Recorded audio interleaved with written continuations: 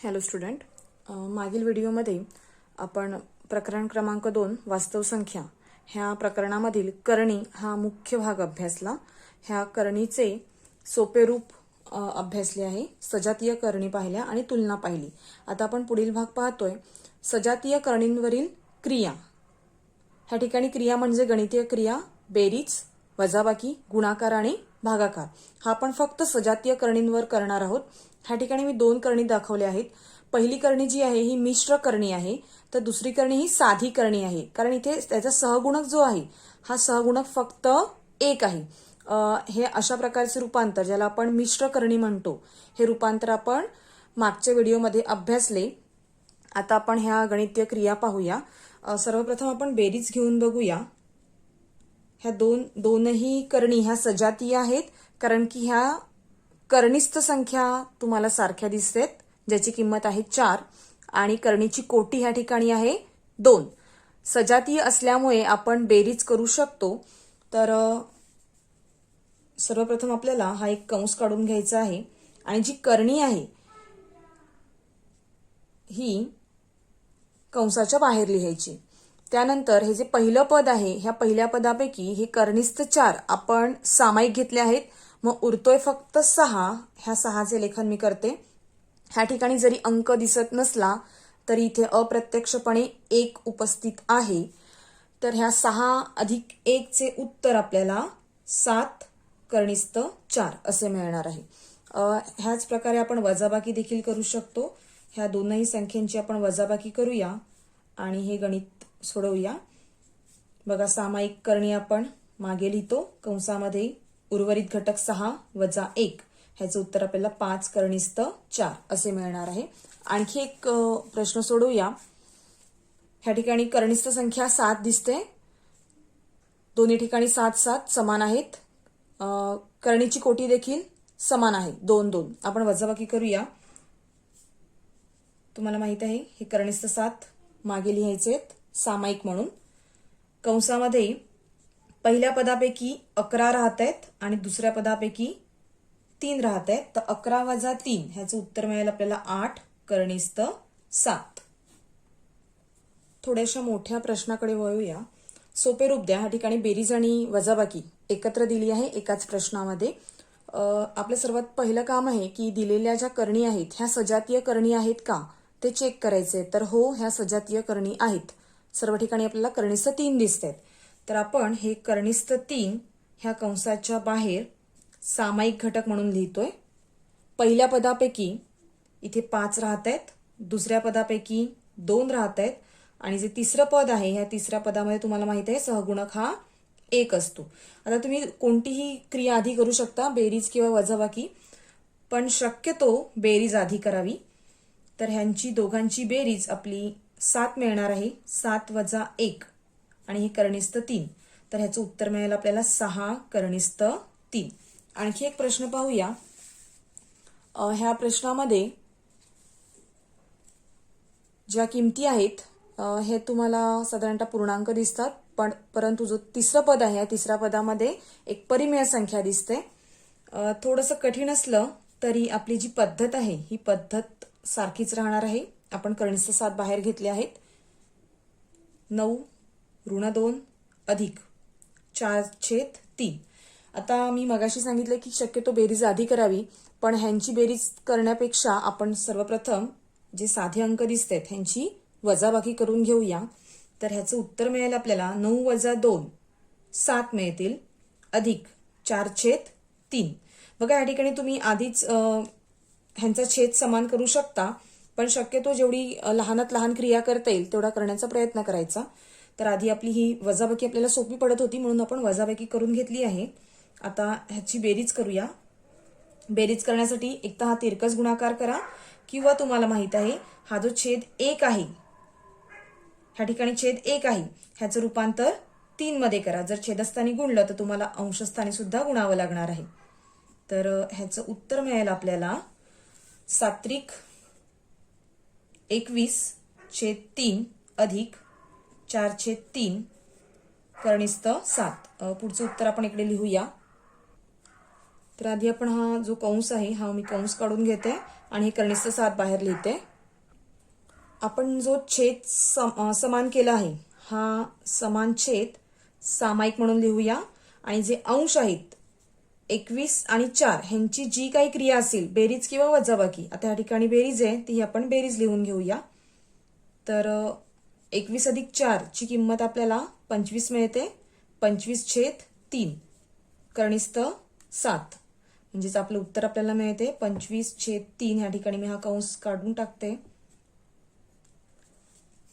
आणि आपल्याला हे आपलं उत्तर मिळते. पुढचा प्रश्न पाहूया. ह्या प्रश्नामध्ये प्रश्न क्रमांक 3 मध्ये ज्या कनिष्ठ संख्या दिल्या आहेत ह्या संख्या तुम्ही पाहू शकता ह्या सजातीय करणी दिसत नाहीत. तर सर्वप्रथम आपण शोधूया की ह्या सजातीय करणी आहेत का.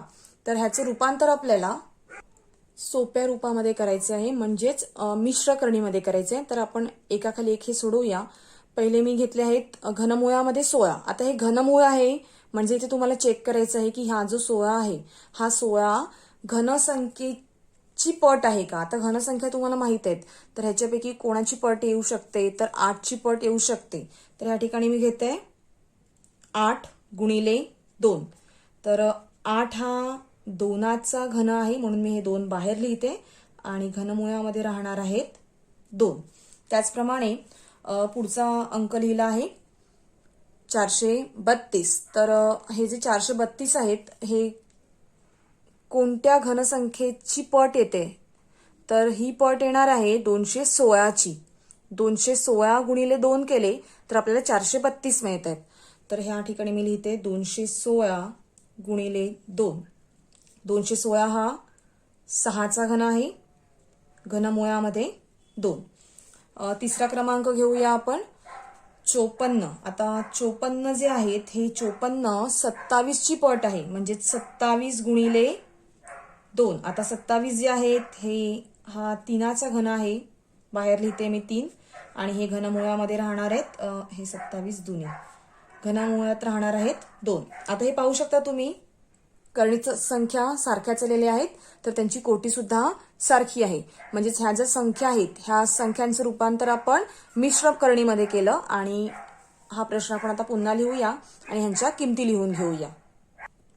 ह्या किमती आपल्या लिहून झालेल्या आहेत. प्रत्येकाची किंमत आपण ही इकडनं लिहिलेली आहे. आता सामायिक घटक आपण बाहेर काढतो त्यासाठी हा एक कंस मोठा लिहून घेऊया आणि ह्या ठिकाणी सामायिक घटक येणार आहेत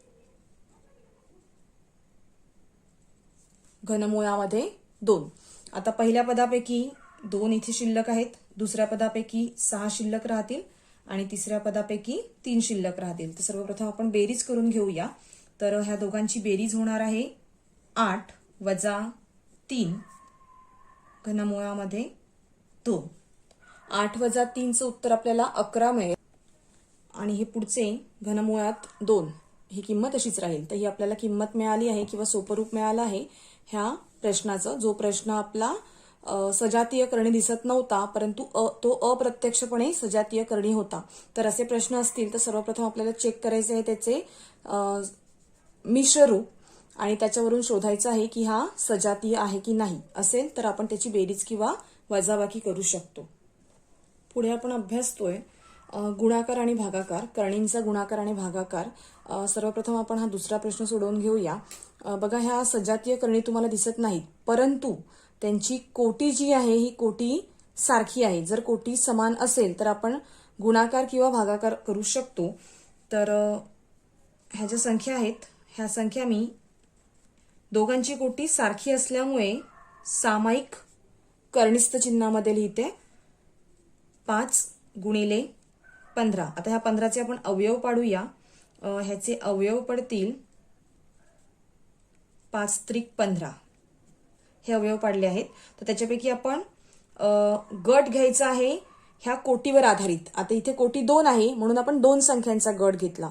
जर कोटी 3 असेल तर 3 संख्यांचा गट आपल्याला घ्यावा लागेल. तर ह्याचं उत्तर आपल्याला मिळणार आहे 25. तर हे मी 25 लिहिते 25 गुणिले 3. तर 25 जे आहेत 5चा वर्ग आहे म्हणून ह्याचं उत्तर मिळणार आहे आपल्याला 5 कनिष्ठ 3. प्रश्न क्रमांक 1 सोडवूया. प्रश्न क्रमांक 1 मध्ये पुन्हा आपल्याला सेम सामायिक आपण कनिष्ठ चिन्ह घेतोय. 3 गुणिले 18 लिहिले आहेत. पुढची पायरी असणार आहे 18चे अवयव तयार करा. तर हे अवयव आपण बघा 9 दुनी 18 मिळत आहेत. ह्या 9चे मी पुन्हा अवयव पाडते. 3 त्रिक 9 आणि हे 9 दुनी 18. मगाशीच मी सांगितले जर गट पाडायचे आहेत ह्या कोटीवर आधारित. इथे 3 आहेत म्हणून आपण 3 संख्यांचा गट घेतोय. तर ह्याचं उत्तर आपल्याला मिळणार आहे 27 किंवा हे आपण डायरेक्ट बाहेर लिहू शकतो. आपल्याला उत्तर इतकं मिळेल. प्रश्न क्रमांक 3 पाहूया. बघा आता ही जी कनिष्ठ संख्या आहेत ह्या सजातीय संख्या नाहीत. ह्या डायरेक्ट आपल्याला मिश्र संख्या दिल्या आहेत. तर ह्यांचा गुणाकार करताना जे सहगुणक आहेत हे सहगुणक आपण आधी लिहून घेऊया. 3 गुणिले 4 गुणिले आता ज्या कनिष्ठ संख्या आहेत ह्या आपण एका पाठोपाठ एक लिहून घेऊया. ह्यांचा गुणाकार आपण डायरेक्ट लिहिला चालेल. तर ह्याचं उत्तर मिळेल आपल्याला 3 चौक 12 गुणिले आता मी सामायिक करणीचं चिन्ह घेते 7 गुणिले 5. अवयव आपण पाडू शकत नाहीत कारण की दोन्हीही मूळ संख्या आहेत. तर ह्याचं उत्तर आपल्याला मिळणार आहे 35. 35 ही संख्या मूळ संख्या नाहीये, सॉरी वर्गसंख्या नाही मिळत किंवा ती वर्गसंख्येची पट पण नाही मिळत म्हणून हे उत्तर आपलं एवढंच राहणार आहे. पुढचा प्रश्न आहे भागाकाराचा. पुढे 2 प्रश्नांचे भागाकार आपण सोडवतोय.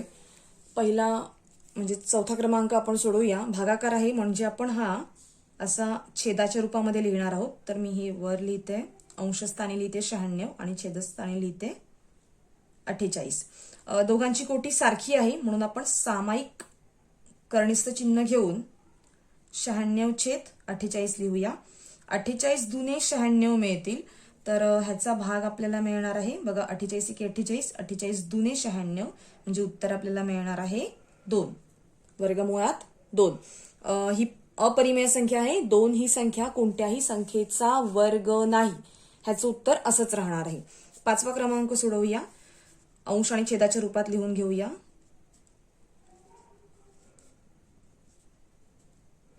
बघा ह्या ठिकाणी सोपं रूप जाईल 4 × 4 4 त्रिक 12. तर ह्याचं उत्तर आपल्याला 3/1 आपण 1 लिहत नाही म्हणून मी तो लिहत नाहीये. कनिष्ठ चिन्ह पुढची पायरी आपण काय केली होती सामायिक कनिष्ठ चिन्ह घेतलं होतं 10/5. तर ह्याचं उत्तर आपल्याला मिळणार आहे 5 दुनी 10 म्हणजे वर्गमुळामध्ये 2 राहतील. पुढचा महत्वाचा मुद्दा आपण शिकतोय 2 करणींचे परिमेयीकरण. करणीचे परिमेयीकरण म्हणजे काय तर 2 करणींचा गुणाकार जर परिमेय संख्या येत असेल तर त्यापैकी एका करणीला दुसऱ्या करणीचा परिमेयीकरण गुणक असे म्हणतात. बघा आता जे आपण वर गुणाकार केले ह्या ठिकाणी आपल्याला जो गुणाकार होता हा गुणाकार अपरिमेय संख्याच मिळत होता. बघा दोन्ही ठिकाणी अपरिमेय संख्याच मिळत होता. जर हा आपल्याला परिमेय संख्या मिळाला म्हणजेच आपल्याला काय करायचं आहे तर ह्या ठिकाणी कनिष्ठ 2 जे दिले आहेत ह्याचे रूपांतर परिमेय संख्येमध्ये कसे येईल ते शोधायचं आहे. तर बघा 2 हा कोणत्याही संख्येचा वर्ग नाही. तर हा वर्ग करण्यासाठी किंवा ह्याचं उत्तर 2 येण्यासाठी आपल्याला ह्या ठिकाणी कनिष्ठ 2 ने गुणावं लागेल. तर ह्याचं उत्तर मिळेल आपल्याला बघा आपण सामायिक लिहितो 2 गुणिले 2 ज्याचं उत्तर मिळणार आहे 4 आणि 4 हा वर्ग आहे 2चा. आता ही जी संख्या मिळाली ही परिमेय संख्या मिळाली आहे म्हणून हा जो कनिष्ठ 2 आहे हा कनिष्ठ 2 ला कनिष्ठ 2चा परिमेयीकरण गुणक असे म्हणतात. आणखी एक सोपं उदाहरण पाहूया. कनिष्ठ 5 कनिष्ठ 5 नेच गुणावं लागेल म्हणजे ह्याचं रूपांतर होईल 5 गुणिले 5 बरोबर 25 आणि 25 हा वर्ग आहे 5चा. ठीक आहे. आणखी एक असंच उदाहरण घेतलं आहे कनिष्ठ 20. आता हे जे 20 आहेत हे 20 4च्या पटीमध्ये येतात. वर्ग संख्या आपण पाहतोय कारण इथे जी कोटी आहे ही 2 आहे. जर 3 असती तर आपण घनसंख्या पाहिली असती. तर कोटी 2 आहे 4च्या पटीमध्ये येत आहेत. तर सर्वप्रथम मी आधी ह्या 20चे अवयव पाडून घेते 4 गुणिले 5. ठीक आहे. तर जे 4 आहेत ह्याचा वर्ग आपण ह्याचे वर्गमूळ 2 लिहू शकतो. ते हे मी बाहेर घेते सर्वप्रथम. बघा, ह्याचं रूपांतर आपण काय केलं आहे, आधी मिश्र करणीमध्ये केलं आहे. आता ह्याला आपल्याला गुणावं लागणार आहे करणीस्थ 5 ने. तर ह्या दोघांचा गुणाकार किती येईल, 25, आणि 25चे वर्गमूळ 5, म्हणजेच ह्याचं उत्तर मिळणार आहे आपल्याला 10. 10 ही एक परिमेय संख्या मिळालेली आहे. म्हणून ह्या ठिकाणी आपण करणीस्थ 5 ने गुणलं, म्हणजेच करणीस्थ 5 हा करणीस्थ 20चा परिमेयीकरण गुणक आहे. आणखी काही उदाहरणे पाहूया. करणीस्थ 45. 45 ही पुन्हा संयुक्त संख्या आहे, म्हणजे पट आहे ही. 9च्या पटीमध्ये आपण करू शकतो. आपण वर्गसंख्याच पाहतोय. पुन्हा म्हणते मी, इथे कोटी 2 आहे म्हणून आपण वर्गसंख्या पाहतोय. तर ह्याचं उत्तर आपल्याला 9×5 45 मिळेल. 9चे आपण वर्गमूळ घेऊया, ज्याचं उत्तर 3 असेल. आता या ठिकाणी राहत आहेत फक्त करणीस्थ 5. तर तुम्हाला पुन्हा ह्या ठिकाणी काय करायचंय, करणीस्थ 5 ने गुणायचं आहे. उत्तर मिळालं आपल्याला वर्गमुळात 25.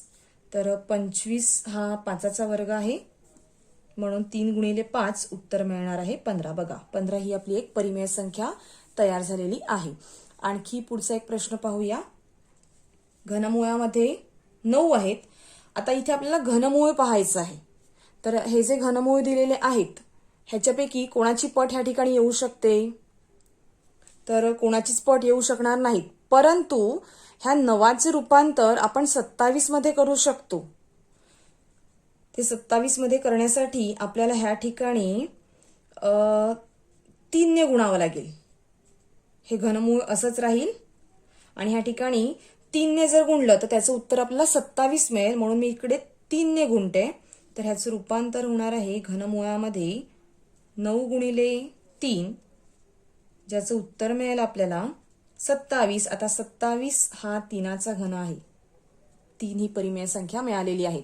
म्हणून इथे आपण म्हणू शकतो की घनमुळात 3 ही जी संख्या आहे ही संख्या घनमुळात 9चा परिमेयीकरण घटक आहे.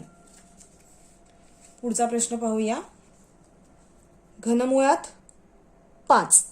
आता 5 हा कोणत्याही संख्येचा घन नाही, किंवा तो घनसंख्येच्या पटीमध्ये देखील नाही. तर ह्या 5चे रूपांतर आपल्याला एका घनसंख्येमध्ये करायचे.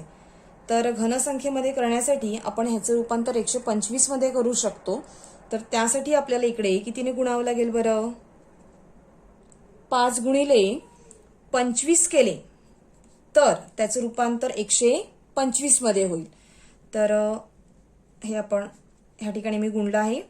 5 गुणिले 25 बरोबर घनमुळात 125. आता 125 मिळालेले आहेत, म्हणजेच ह्याचं उत्तर आपल्याला 5 मिळेल. म्हणून आपण म्हणू शकतो घनमुळात 25 हा घनमुळात 5चा परिमेयीकरण घटक आहे. आणखी एक प्रश्न पाहतोय आपण. घनमुळात 250. आता हे जे 250 आहेत हे कोणत्या घनसंख्येची पट आहेत का, हे आधी सर्वप्रथम शोधा. तर 125 ची पट येईल, दुप्पट येईल. तर सर्वात आधी आपण ह्याचे मिश्र करणीमध्ये रूपांतर करून घेऊया. तर हे 125 गुणिले 2 केले तर आपल्याला उत्तर मिळतं 250. तर आता 125चे आपण घनमूळ घेऊ, तर ह्याचं उत्तर आपल्याला 5 मिळेल. आपण बाहेर लिहूया हे. आणि आता ह्या ठिकाणी फक्त कनिष्ठ संख्या राहते घनमुळात 2. आता 2ला कितीने गुणल्यावर उत्तर आपल्याला घनसंख्या मिळेल. आता ही घनसंख्या 2चे रूपांतर आपण 8 मध्ये करू शकतो. तर 2ला जर 4 ने गुणलं तर उत्तर 8 मिळेल. म्हणून हे मी लिहिते 5 हे आपले ऑलरेडी होते. घनमुळामध्ये 2 गुणिले 4 तर ह्याचं उत्तर मिळेल आपल्याला घनमुळात 8. घनमुळात 8 म्हणजेच 8 हा 2चा घन आहे आणि ह्याचा गुणाकार आपल्याला 10 मिळेल. छेदाचे परिमेयीकरण पाहतोय आपण. महत्वाचा मुद्दा आहे. आता जे आपण हे परिमेयीकरण केलेले आहे ह्या सर्वांचा उपयोग छेदाचे परिमेयीकरण करण्यामध्ये होणार आहे. पहिला प्रश्न आहे आपला 1/7 कनिष्ठ 7. अगदी साधा सोपा प्रश्न घेतला आहे. हे कनिष्ठ 7 आपल्याला पाहिजेत, फक्त छेदस्थानीच लक्ष द्यायचं आहे. अंशाची प्रक्रिया करायची नाही. आपलं टार्गेट आहे की हा जो अपरिमेय संख्या जी आहे, ह्या अपरिमेय संख्येचे रूपांतर आपल्याला परिमेय संख्येमध्ये करायचे, म्हणून ह्याला छेदाचे परिमेयीकरण असे म्हणतात.